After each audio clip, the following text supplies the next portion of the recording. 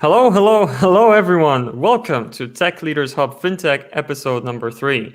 My guest today is Hazel Olivier. Hazel, how are you doing today? Very well, Jakob. Thank you very much. It's a pleasure to be here with you, and thank you very much for the invite. No problem at all. Well, everybody, welcome. Thank you so much for joining us. And let me just do just a little bit of housekeeping as we're just starting and people are just joining us here. If you can hear us and if you can see us, if you're not watching for the first time, then you know the drill.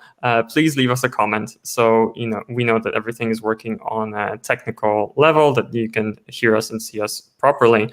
And for today, we'll be talking a lot about leadership, a lot about management, and talking a lot about your experience, Hazel, as a CTO with quite a lot of experience. But before that, because people might take still a few minutes to join, I wanted to ask you, who do you hope will be joining this conversation? Who do you think will benefit the most from what we have to discuss? I think it'll be very good for all tech leaders, really, and especially those that are new in the role. So I mentor as part of a women in tech group, and a lot of the mentors or mentees that I get through and that I speak to are all interested in the sort of topic that we're talking about. There's a lot of them that have been promoted and not getting the support that they need, and being promoted specifically because they were good at their role, which is something that's quite close to my heart as well, that we shouldn't really be doing that as tech leaders, because it does demotivate people and really stands to break people's career rather than build their careers. Yeah, exactly. That's very interesting. And you're relating this all perfectly to kind of the main topic of the conversation, or the title of our conversation, which is Don't Promote Your Best Coders to Managers. We'll talk about what to do instead. Some people are already joining in and saying that we are live. Damian, thank you so much for your message. It is working. You are live. That's great. And Gareth is saying it's working. Looking forward to hearing insights from Hazel. Looking forward to you watching and giving us your feedback as we go as well. And just like usual, this is a bit of a tradition of mine. When I watch these sorts of shows, sometimes it takes a little bit to get to the point. I like to give some value up front. So I would like to ask you, since this is Tech Leaders Hub and you have a lot of experience, what would be your number one tip for tech leaders? Let's start with that. So I think my number one tip is let's celebrate our successes more, but also learn how to deal with our failures. So throughout, as tech leaders, you're always getting a lot of firefighting, if I can call it that. So you're jumping from one problem to the next problem. Developers are facing issues and failures, either when they're building or when they're launching. Sometimes your app fails when it's live for things outside of your control. And it's just learning how to manage those failures, keeping cool, keeping calm. One of the first things that I was taught when I first went into management: when you have problems, don't address the person, address the issue, because addressing the person makes it personal, and that's not a way to build relationship or trust with your team members. So always look at the issue. Ask your team member who caused the issue why they think it happened. Look at how you can actually build around that and make sure the failure doesn't happen again. What can you put in place? Continually improve to make sure that things don't happen. But above all, stay calm, make sure that you're staying prepared, and be part of the team to fix it as well, because that also helps you build your team relationships, and people will see you more as a team member rather than as a manager sitting outside. So if you want to really build that rapport with your team members, be part of the solution, join in, help out wherever you can, and make sure that you're giving good input and helping them to resolve the issues as well. And on the converse side of that, celebrate your successes. We have a tendency not to do that. We're always jumping, as I say, firefighting from one problem to the next problem. We don't take the time out to actually celebrate our successes. Take that step back and say, look at what we've actually achieved. Well done, guys, and pat everybody on the back. I generally do that, especially at the end of the year. I keep a tally throughout the year of all the good things that we've achieved as a team throughout the year. And at the end of the year, I say, do you realize what we've achieved this year? And I put it up on a slide and I say, look at all of this. And it just builds up that team feeling, and it binds the team a lot better, and it improves the morale around the team as well. Perhaps it makes them see why they've been in that role and what they've been doing throughout the year as well. Okay, excellent. Oh, wow, that is an excellent tip. And as always, I find myself, as a team lead myself, just thinking, okay, I should definitely take take note of this. It's true. It's like our mind tends to filter out, just focus on the negative information a lot of the time. We tend to remember negative experiences much more vividly because it's a signal for our mind that this is a dangerous situation that we should avoid in the future. So with positive experiences, remembering them and celebrating them, you have to make an extra effort here. So I agree with your way of thinking completely. And and that's the number one tip for tech leaders, what I usually like to do at the beginning. And let's take a step back before we get into the rest of what we have to discuss. Hazel, I wanted to ask you to tell just a little bit about yourself, what you're currently doing at Nimbla, what Nimbla is doing, what your role is there. If you could just say a little bit about your current situation. Sure. So Nimbla is actually sort of a niche in the fintech marketplace, if you can call it that. So we offer single invoice insurance to the SMEs, or small to medium-sized enterprises. So basically, in a nutshell, what that means is we have an online platform that makes protection against your customer defaults a lot easier for the SMEs. So our system, as I say, it's an online platform. It uses some sophisticated algorithms to actually assess the risk of default. So it helps SMEs be able to see when their customers are likely to declare insolvency and protect themselves against that, so that they can make sure that they're insured. We currently partner with the likes of Barclays Bank and Starling Bank and a couple of large brokers in the UK as well.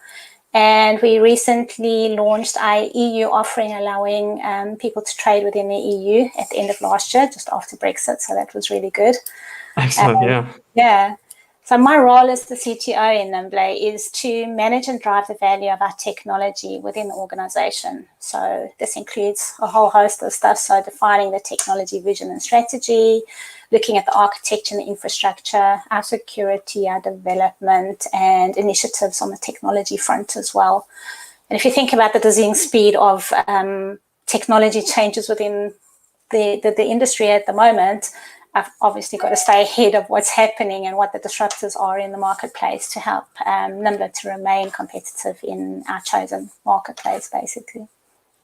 Okay. Yeah, I think that's perfect in terms of, giving a little bit of background. So just so people can visualize this a little bit more, could you maybe mention a few things about, like, specifically at Nimbla, if you can share any details? What does your day look like? What kind of meetings are on your calendar? What do you do in between? Just so we can have a little bit more of a picture. So currently, because we have been going through lockdown, we are working remotely still. And that sort of fills up my diary a lot of the time. So as a technology leader, and as I say, I believe my staff are my biggest assets.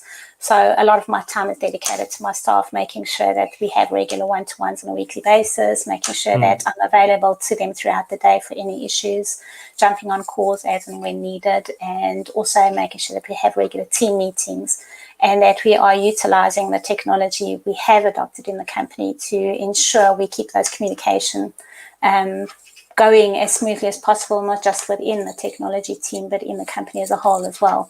So projects, thoughts, any innovation coming up, any discussions that our commercial team has with the customers, all of those are going on a day-to-day basis. Okay, I see.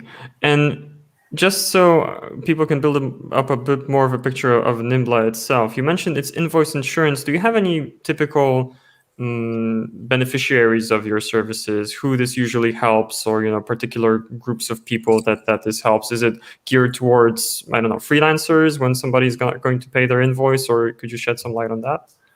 No, it's geared more towards SMEs, as I say, small to medium-sized enterprises, so they can go in.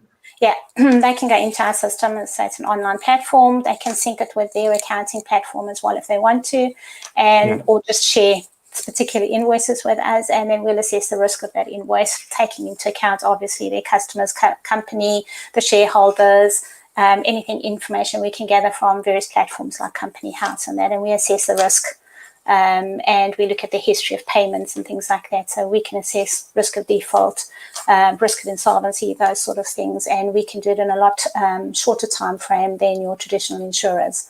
If you think about traditional insurance, how it generally works with receivables finance is a company will go to a large place like an AIG or something like that with their whole debtors book and say, I need to insure, and they have to insure the whole debtors book. We allow the smaller companies who can't afford that to be able to assess their individual invoices and say, well, can I insure that one and that one and that one? And then because they feel risky. Yeah. Precisely, because they see them as risk, and then we offer policies across that so that they can insure those ones against risk of insolvency. Okay, yeah, thank you for the additional detail. I suppose one thing that made me think of freelancing is when I'm thinking of invoicing, I didn't have a lot of experiences like that, but I used to be a freelance translator once. And I do remember one specific instance where I spent, I think, months chasing, one person to just pay an invoice for some translation work. Nothing indicated that it would be a problem until they started ghosting me for months on end. And then I thought, okay, would be nice if that was kind of insured in some fashion. The person ended up paying me just out of the blue without even an email, but I suppose the job got done and paid for. Well, that's an additional service we do offer our customers as well. If they've insured an invoice through us, we will help them with that collections as well if they're struggling with it. Yeah. Okay, well, that's great. That really speaks to the value of what you do. And speaking of value, I suppose a lot of people listening to this are thinking about the main topic of the conversation. Let's get right into that then. I don't like to keep people waiting. Let's get right into what we were discussing, before we even planned this live, when we were having our first conversation. This is the first thing that kind of really caught my attention, is this matter of promotions and who to promote and not to promote. So you mentioned, and I mentioned this also in the text that was promoting this event, that you shouldn't promote your best coders to managers. Why shouldn't tech leaders do that? What should they do instead? So if I look at my experience and what I have experienced throughout the different roles that I've taken up in companies, as well as I mentioned before, I do mentoring for women in tech groups as well, for newly appointed people or people who are looking to move on their careers and looking at ways to progress. We tend to, and I can go back many years and say it used to happen, it's still happening, and we're not learning our lesson from it, is that people will look at somebody who's good in the role, and it might not necessarily be related to technology. I think this can be related to anywhere in the business, really, is people who are very good at their role, who are exceeding and who are really doing well, are seen to as the go-to person. So if you need anything, you go to that person. And once you start getting that, I can say, star above your head, if your higher or leadership level are looking at gaps within their structure, they will start looking at those people and trying to promote them. And I think it's called promoting somebody to their level of incompetence, basically. So it doesn't help to just promote somebody who's very good at coding or is seen as the go-to person, because he's very good at what he's doing. If you want to promote them, at least give them the support they need. And as I say, I'm seeing this a lot in the mentoring I'm doing. People are being promoted and they're not getting that additional support. So it's a very big difference between being a coder and being a team lead, or being a team lead and being a department manager. There's different skill sets needed, and there's different responsibilities. I've had instances before where people have been promoted into like a team lead position or a manager position, and after about 2 months come back to me and say, I'm sorry, I don't want to be a manager. I didn't realize this was what the job is about. I want to go back and be a coder. And a lot of people are prohibited from doing that because they see that as a negative to their career, and they see it as going backwards. But it's not. We need to, as leaders, especially in the technology field, let people understand you don't have to move into management to progress your career. There is such a wide variety of roles available within technology. You can become a subject matter expert somewhere and not have to promote or be managing people if that's not what you want to do, if that's not what your skill set is. I mean, admit it, not everybody's cut out to be a manager. some people just don't want to do that role, and you can't hold that against them. But as I say, there's such a wide variety of roles you can do. So why are we doing that to people? Because it just demotivates them, and at the end of it, you end up losing out on their production, their performance goes down, and then they leave the company. So you've shot yourself in the foot, basically, by promoting them, whereas you thought you were doing a good thing. It's the way that we're going about doing it. I think that is the biggest problem within the industry. Yeah, I see. And it's amazing how every time I have a conversation within Tech Leaders Hub, I'm already making connections to other conversations we've had. For those of you who might have listened to the first episode of Tech Leaders Hub Fintech, we actually had a case where Stuart was a CTO who transitioned into a staff engineer role because he didn't want to focus so much on the management, so much on the high-level vision. He wanted to focus on coding excellence and supporting developers to produce their best work and to keep standards consistent across the organization. Worth a listen if you haven't yet. And this relates perfectly to what you said. That is an excellent argument not to promote your best coders to managers, or at least to take more into account than just their coding skill. So yes. I would like to drill down a little bit deeper into this. If you're not promoting your best coders to managers, or if coding skill is not the most important criterion, what would you look at when deciding who to promote? Well, personally, my way of management is quite collaborative. So I believe that every single staff member needs to have a CPD in place. So CPD, Continual Professional Development Plan. So I will sit one-to-ones with my staff members, and I will say, okay, what is your career path? Where is it that you'd like to go in your career? And once they've given that some thought, and sometimes you've got to mentor them through that to help them with that, we look at how do we get you there? So I'm not going to promise people that if they want to go to become a team leader or a department manager, I'm not going to say to them at the end of this, you will be a team leader or department manager. My stance is to say, well, let's make sure that you gain the necessary skills so that when that opportunity arises, you can apply for it and know that you can't be confident that you will be good in that role, rather than just applying for it and not knowing whether you've got the correct skills to be able to do it. So I will go through this whole plan with my staff and decide the best way to handle it. Some cases, people might say to me, well, I'd like to be a team leader, but I don't know if I'll enjoy the job. And I'll say to them, well, fine, let's look at a way of doing what I call job shadowing, where we will put you with a team leader for a few days or a week or 2 weeks, and you can see exactly what they get up to on a day-to-day basis, and then make that a judgment yourself to see, is that something you'd like to do? Or is that not something you'd like to do? And if not, then let's relook at your development plan and where it is that you want to go with your career. And I find that that's a much better way of doing it. It helps people to develop themselves, and then it gives them skills as well that are transferable, so they can use it within whichever way that they decide to take their career path. Very interesting. I have two follow-up questions. One, about job shadowing. I was thinking, is there any particular way that you handle that in a remote context? Because, well, I can attend the same calls as a team lead if I'm looking to become a team lead, but there's also work that happens in between the calls. And how do I shadow that? Is there any particular process that you have for this?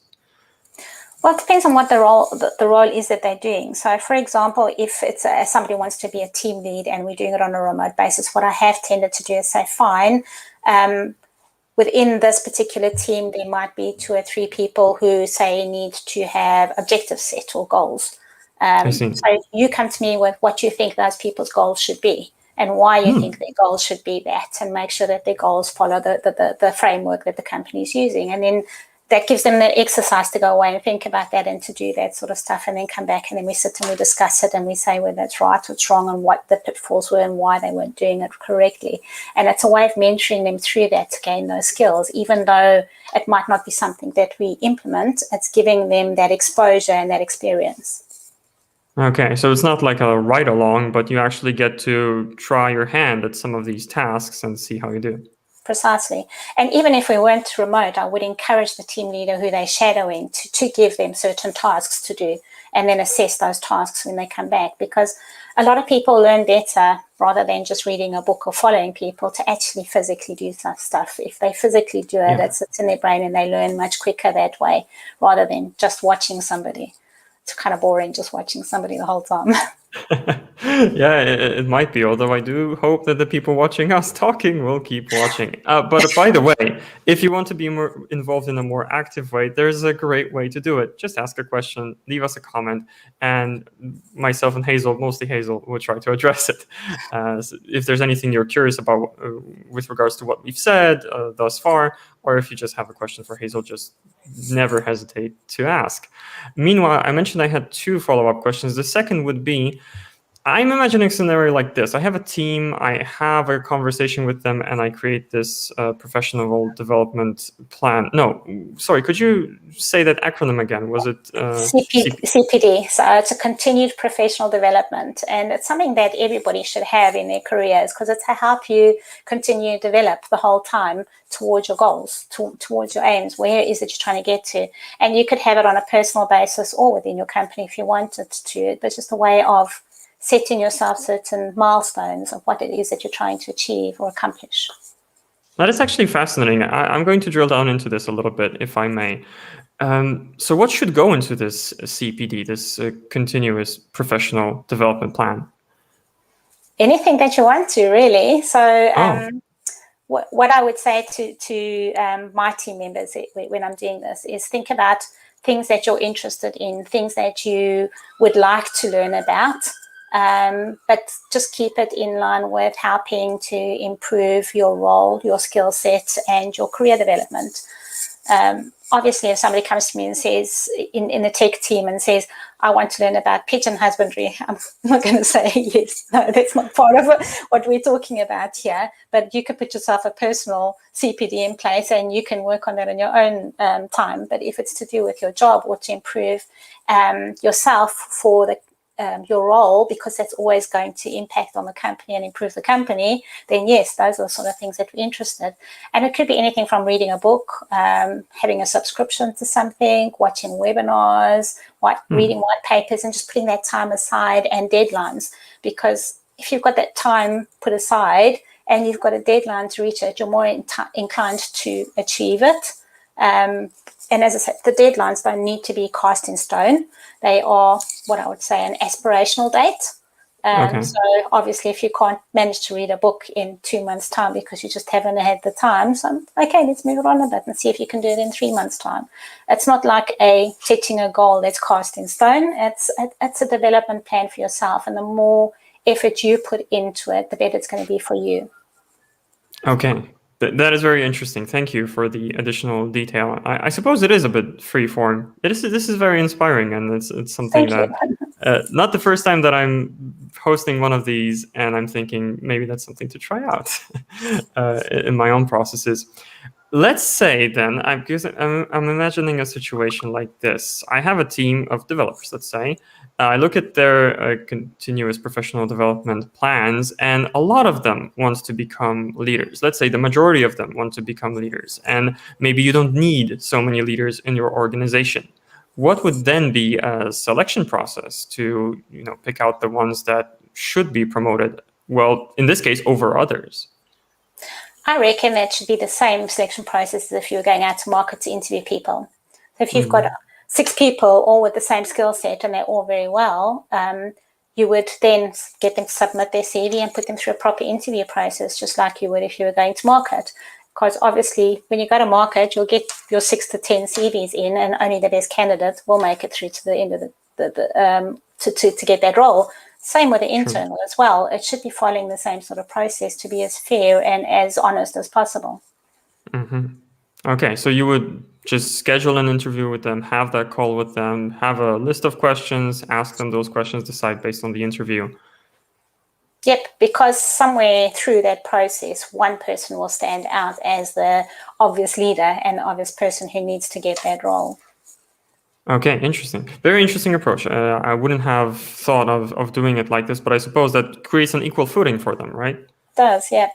And I think it's quite important, as I said to you in the beginning, to me, your staff are your biggest asset. So you've got to treat them fairly. You've got to build that trust up with them, and that you've got to make them understand that they are important, even if they are not getting the roles that they want to. They're still important, and how they can help improve the company and contribute to the growth of the company. Okay, so you give everybody a fair shot to achieve that position. That is that is very fair. That makes a lot of sense. All right. In terms of who to promote, who not to promote, that's not the only thing that we discussed when we were preparing for this, and I was kind of getting myself hyped up for this conversation. So, dear watchers and listeners, if you have follow-up questions, don't hesitate, never hesitate. Myself, I want to follow up on a few things that we also discussed before we went live. One thing that stood out to me is you mentioned that it's very important, and this is something that tech leaders or companies in general are neglecting: strong management. That what we need is strong management, and specifically a little bit more focus on performance reviews. Could you share why you think so, and what should tech leaders do or stop doing here?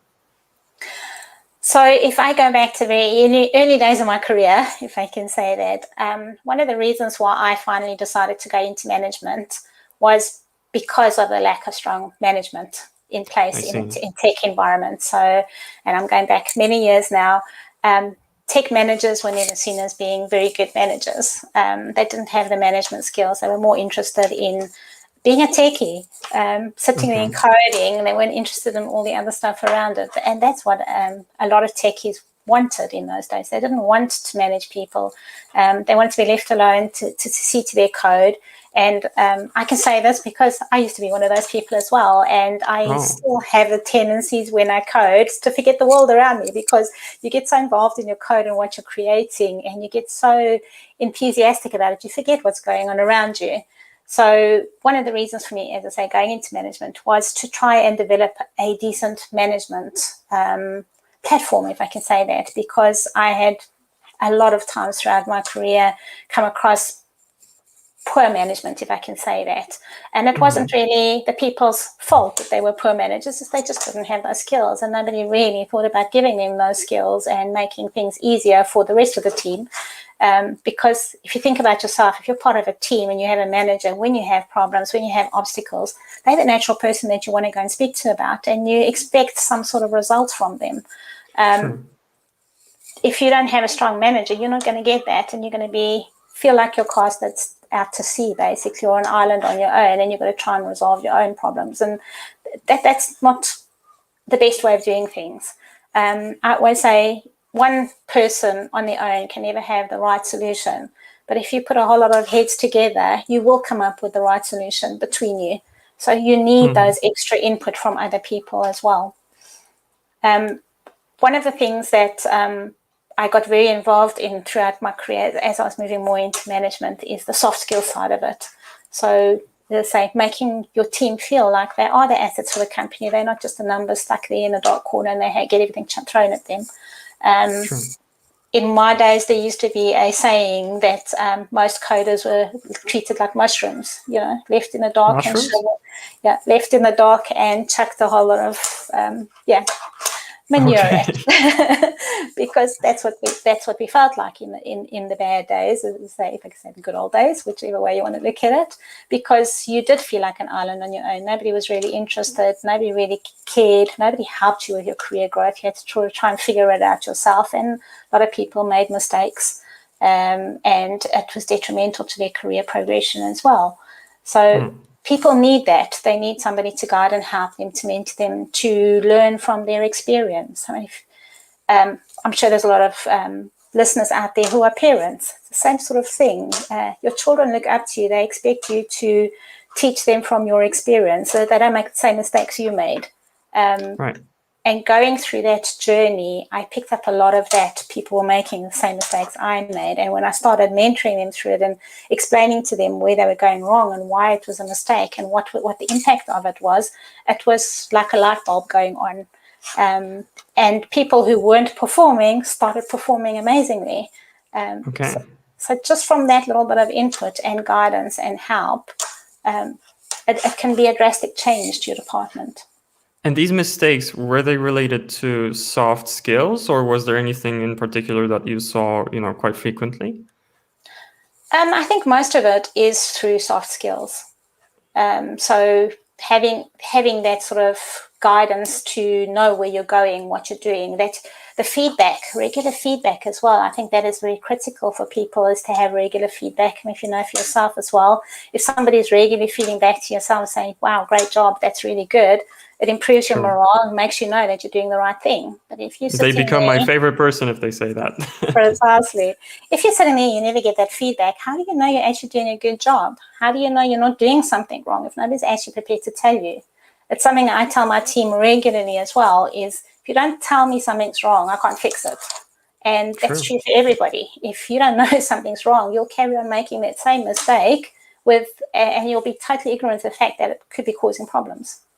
Okay, yeah, it makes perfect sense. And, it's something that's simple but not easy. It's definitely in that category, giving that feedback so your leader can help you solve problems, work with you to solve problems. I'm riffing off of what you said before, the spirit of collaboration, being a team member, not just a team leader. That all, I think, meshes very well together. We have a comment coming in. It's a bit of a doozy. It's quite long. Let me just read it to you in case somebody's listening to a recording or they don't have the video. So be patient as I read it, and then I would love to hear your answer. Marcin is here with a question. First, a statement and then a few questions after that. Hazel, you have impressive experience as a leader dealing with people in the IT industry. Do you see a change within those 30 years in the expectations of software developers around the level of autonomy, deciding on frameworks, libraries, tools, branching strategies, etc.? If this is a trend you observe, do you have any thoughts on it? So, yeah, if I again go back to the beginning of my career 30 years ago, you didn't have that. I think because of the lack of soft skills and management, it was more a micromanagement type thing where you were told what to do and you just did it. And if you dared put your head above the parapet, you were shot at. So you tended to keep quiet and not say anything because you didn't want to get shouted at. And that was the style. I think if I look at the transition in IT over the last 30 years, yes, it's definitely changed. Unfortunately, there's still some areas where it is still like that. So I wouldn't say everything's changed. There is pockets of change, I can say. And if you look at the highly effective teams, people that have really high, very good, effective technology teams, it's because they are employing these sort of soft skills and that, and giving their people time to grow and letting them use their initiative and come up with ideas and thoughts. And have input into it, because that gives them buy-in into the systems as well. So they take it on as a personal thing and becomes this my baby. I've got to make sure everything's working nicely in it. And then you get the best performance from those people. If you look at the teams that aren't as performant, I would say look at the management and how they are handling those teams, because you might find some of the issues are due to the way that it's being managed. Okay, I see. And what I'm curious about is this issue of autonomy. So do you also, how should I phrase the question? Do you also strive to give, progressively more autonomy to your team members? Do you have any rules around it of, when to introduce more autonomy, have them have more decision-making power, or are there some decisions that you really keep, on your level and the team doesn't get involved in that too much? There's always going to be certain decisions at the high level that the leader has to make, that the team unfortunately can't contribute towards and have to just live with. And that's more to deal with the fact that your leaders have a higher level helicopter view of the whole picture, whereas you might only have small little portions of that picture. And in those cases, you have to trust your leader. And if you've actually built that sort of a good trust relationship with your team, and remember, trust works both ways, they will be tending to trust you when you make those sort of decisions. When it comes to autonomy for your staff or your team members, that giving them more autonomy, again, they need to build that trust up with you as well. So the more you trust them, the more you will give them autonomy. So the more they prove themselves and the more that they do things the correct way and show you that they actually know what they're doing. It's a natural thing. People will give more autonomy on that side. I think another thing to take into consideration here, if I think about it as well, is that we hire people due to their skills. So if we're hiring somebody for particular skills, why aren't we trusting them to use those skills? So it also depends on who you've hired and what level of person you've hired. You have to trust people to be able to do what you're hiring them for. Otherwise, why hire them in the first place? Yeah, that makes perfect sense. And part of it is also making some decisions that, because you know, as a person, you don't scale, right? So you have to leave some of the decisions to your staff. All of that makes perfect sense to me. Marcin, thank you so much for the question. That was excellent. Make it shorter next time. Just kidding. That was perfect.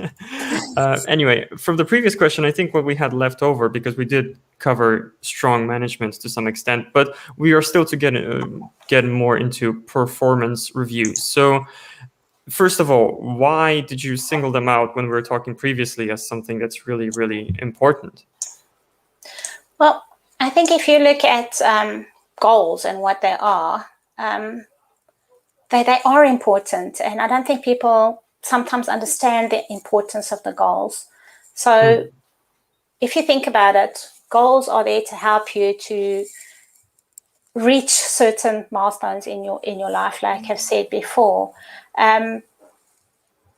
If you think goal setting, it can help you in every area of your life, basically, whether you're trying to achieve financial freedom, or maybe you want to adopt a healthier diets to help with your health or lifestyle, or even a promotion. If you want to achieve that promotion, if you're putting goals in place, you're more likely to achieve it than not. Sure. Yeah. There's a lot of research being done around goals and goal setting, and I think two of the top ones that I've read about is there's two doctors called Dr. Latham and Dr. Locke, and they set up this whole goal setting theory and best ways of doing it and what's involved in things like that and how it helps people. And if you look at some of the studies that's been done, I mean, I know they've done a study at university students who were doing a 4-year course, basically. And a lot of them were failing because they didn't have goals that they were trying to achieve. So the universities started putting in these mentoring classes to help them set goals, and all of a sudden their performance just skyrocketed through the roof, and they were achieving their university degrees quite simply. So these are sort of things that are very important in your day-to-day life. And I think a lot of people tend to say, oh, goals, I really don't want to. It's too much hassle. It's something that I'm really not interested in. It's too much brain work, basically, to think them out. And how do I know if I'm setting them correctly and things like that? But it is so key to help you to actually achieve. And as human beings, we like to see progress in our life. We like to see that we're achieving something. It makes us happy. So if, in a nutshell, if you look at it, goal setting shows us progress, makes us happy. If you're looking at it that simplistic. So it's very important to set goals for people. It's proven to improve performance of teams as well. So if they know what they need to achieve, they know what they're doing in their role. And if they, even better, if you can link that a goal of theirs to what the company is trying to achieve, then they know how they're contributing towards the company's goals as well. So to me, it's like a circle. You set up goals for somebody, you've got to make sure they understand why they're having those goals, what it's helping the next level to achieve, what it's helping the next level to achieve, and so forth and so forth. If you yourself know the company has a goal of, we've got to make so much revenue, and you're in tech, how do you know how you're contributing to that? So you're giving me a goal of write the system. How's that contributing to the company hitting that? Explain that. Put it in place so that people understand. If you do this, it will have a knock-on effect to this, and therefore the company will be able to bring in the sort of revenue that you're looking for. It's very simple, very straightforward. Right. So if you implement these functionalities, this will help the app, for example, execute faster, which will increase user retention. More users on the site means more signups, means more revenue. So that's how we were helping the company grow, by improving the loading speed of this page, for example. Yep, that's exactly it. It's simple, but it's so powerful. Exactly. Yeah. I wanted to just highlight Marcin's answer. Well, he just commented, "Thank you for the answer." No problem. Thank you for the question, Marcin. So I'm still thinking of performance reviews in the sense of you mentioned a lot about goals and goal setting and how it's important, and I do agree. But then with performance reviews, what is the role of the leader here? How much do you interfere? How much do you help the the team members set the goals for themselves, or do you suggest the goals? In other words, what is the recipe for a good performance review from the perspective of a leader or manager? So based on my experience and the way I operate, and as I said, I'm quite a collaborative person. When it comes to setting the goals initially, I will say to my team member, okay, I want you to go away and think about 2 or 3 that you think you should be doing, and I'll think about 2 or 3 that I think you should be doing, and then we get together and we collaborate, and we decide out of that pool which ones we're going to put in place for them for that year, basically, or that quarter, or whatever it is that your framework is based around. And then we will set up a regular one-to-one, so either weekly or by every fortnight, whatever they're comfortable with, and we will review it every time and just have a quick catch up and say, okay, are you having any blockers? What are your issues? Has things changed? Do we need to amend your goals? That sort of stuff. And what progress have you made? And why haven't you made progress? What's causing the hassles there? Is it time? Is it something else? And then we work on that to make sure that they know what they're doing. As I said earlier, regular feedback. People always need that regular feedback to make sure that they know that they're performing and they're doing the right thing. If you end up with a staff member that's not performing and you don't have these regular reviews, and especially if your company is perhaps doing increases based on performance reviews, if you're not having these regular reviews, by the time you get to the year, it's a big shock to them because you haven't given them that feedback and told them they're not performing properly, and they still think they are. They're expecting an increase, and it causes a whole big uproar, and you might lose that staff member. If you're having those regular catch-ups with them the whole time, they know before they get to the end of the year whether they've been performing or they haven't. And if they haven't pulled out their socks when they were supposed to, they know they're not in for an increase. So it's a very easy discussion at the end of it. So it makes your life a lot easier to make sure all of these steps are in place as a manager. Yeah, so you think forward to the next salary review, you make goals and then indicate to your team members that if you focus on these goals, if you achieve them, it'll be, let's say, an easier conversation in terms of the next salary review. And then it doesn't come as a surprise. That makes a lot of sense to me. Yeah. I mean, if you know you've been speaking to somebody for a whole year about their performance and saying, well, you're not hitting your goals. Why aren't you hitting your goals? Trying harder, put this in place, and they're still not hitting their goals. By the end of the year, if you come into those sort of things and you need to have those discussions and you don't want to give them an increase, you can say to them, sorry, you haven't performed. How can I give you an increase? Yeah. I bet maybe next year, if you really want that increase, you're going to have to put in the effort. Okay, yeah, I think that's a great tip and a great tactic to think of it in those terms.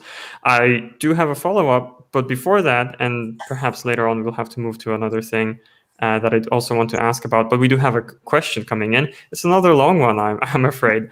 Leszek is asking, let me read it out loud. What do you think about the idea that some developers feel satisfaction of teaching their junior colleagues? They grow together. The success of the person you've been mentoring gives satisfaction comparable to your own promotion. So, Hazel, what do you think about that? I think it's very good. I'm very all for this buddying system or mentoring system and making sure that juniors have somebody who's a go-to person. It helps them grow. It helps the person that they're using as their go-to person to grow as well.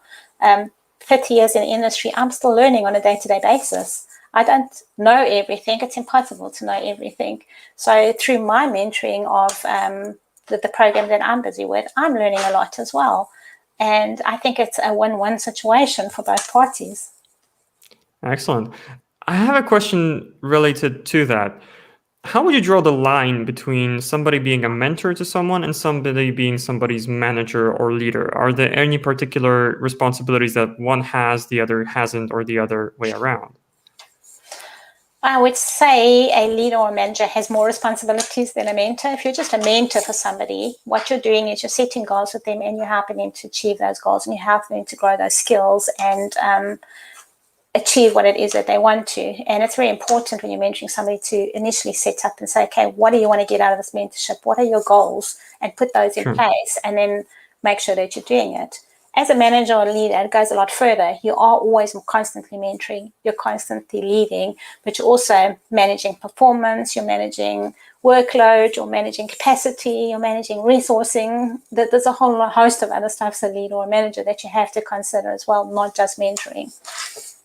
Yeah, excellent. answer, if I do say so myself. That makes perfect sense. Everything makes perfect sense to me. I think I've said that a dozen times already during this conversation. Thank you. It's nice to Yeah. know that I have some wisdom to impart. You are making so much sense today. Okay, Leszek, thank you so much for the question too. It also made a lot of sense. And Gareth is joining us again with this comment. Totally agree that good management needs to be timely. Thank you for this comment, Gareth. And do contribute again if you'd like to.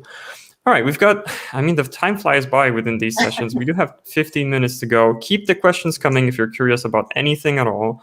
Myself, this is Tech Leaders Hub Fintech, so I did want to touch upon this subject a little bit as well. There must be fintech tech leaders out there listening to this conversation, or they might be listening to the recording, and they are looking for some advice that is specific to their situation. So I wanted to ask you, from your perspective, what are the specific challenges of being a fintech, or maybe in your case, insurtech CTO? What are these challenges and how have you tackled them? Have you found any methods that work to address these challenges?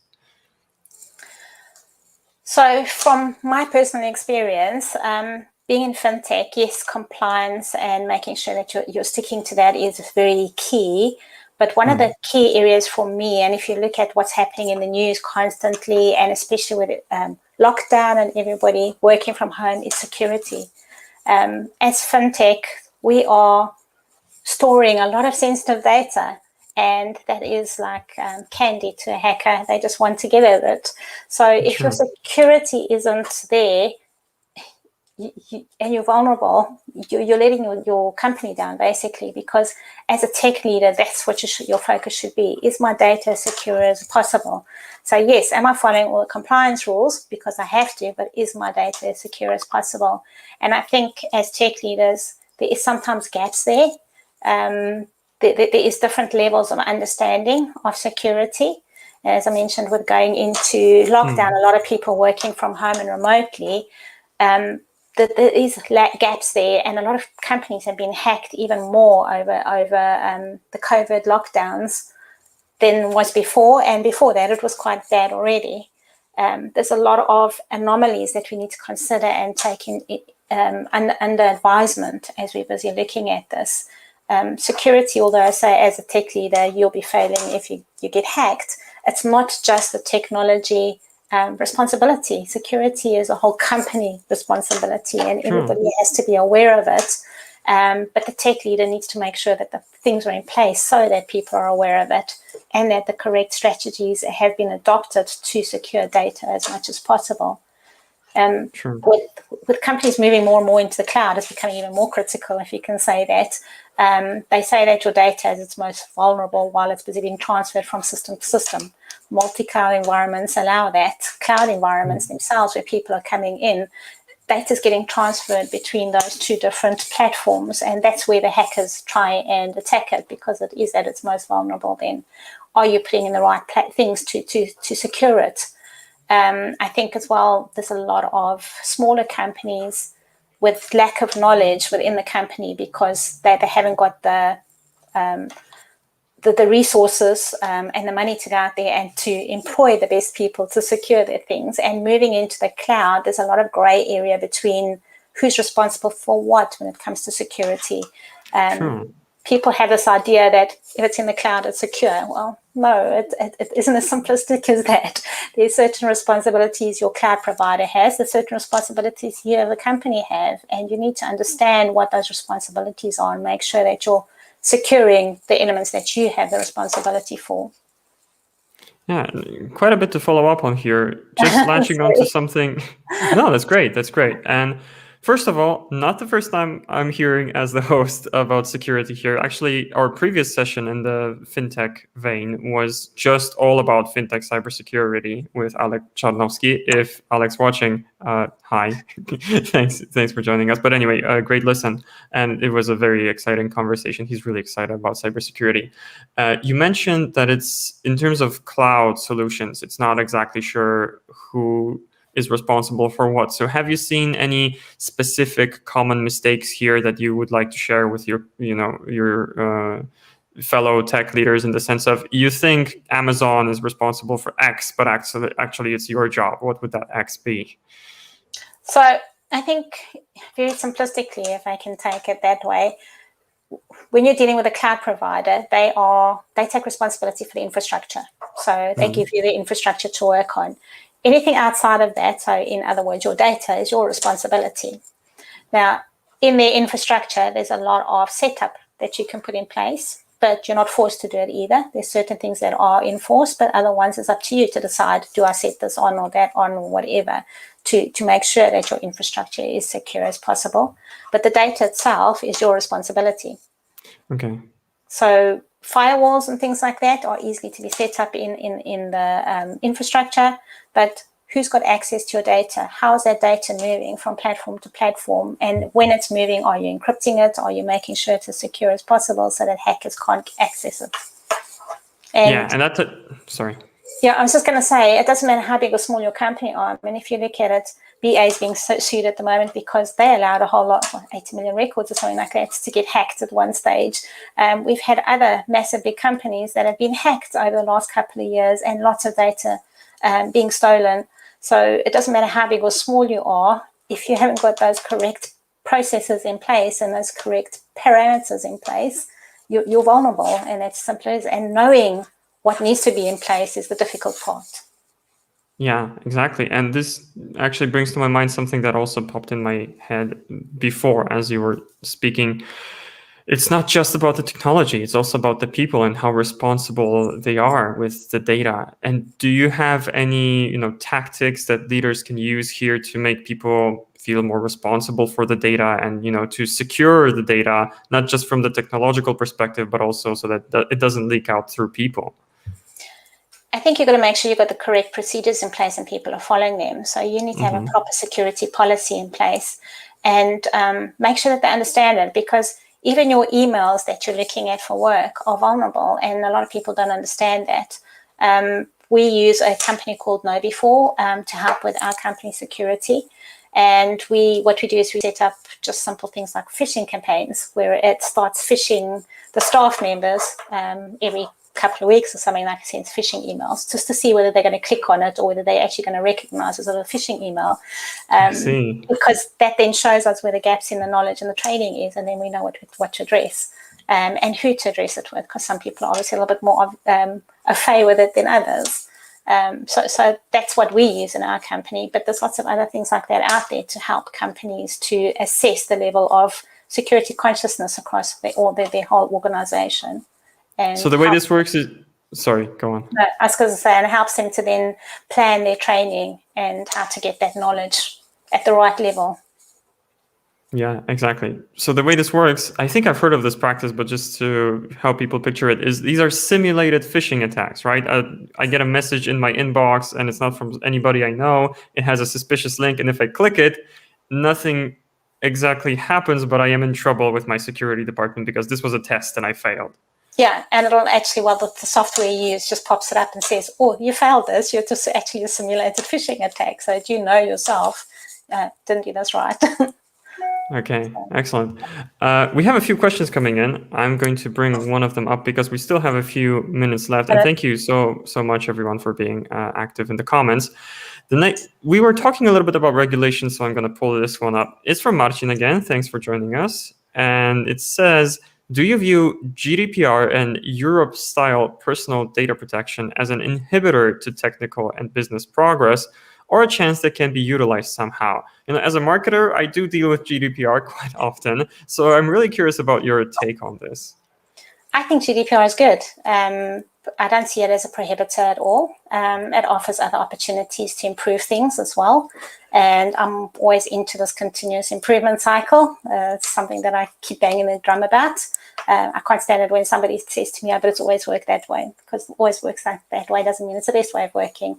And I see GDPR and putting that in place as opportunities to improve not only our own processes, but also the experience of our customers, and make their experiences as seamless and as happy for them as possible. Because at the end of the day, that's what systems are there for, to help the actual users, the end users, and making their life easier, not more complex.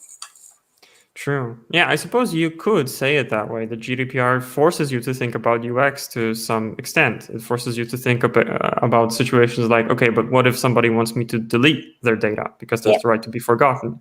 What if somebody wants to just subscribe to, how should I put this? Just wants to download an ebook but not subscribe to something else? Then how do I split these consents, for example? Because that's part of it too. So true, it does force you to think about UX. And Marcin, there you go. Sorry.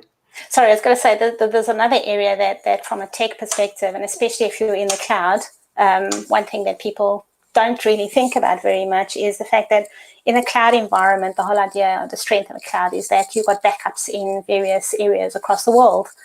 Sure. You can sort of choose which region you want your backups to be in, but the strength of it is so that if your region goes down, it's automatically available and nobody notices.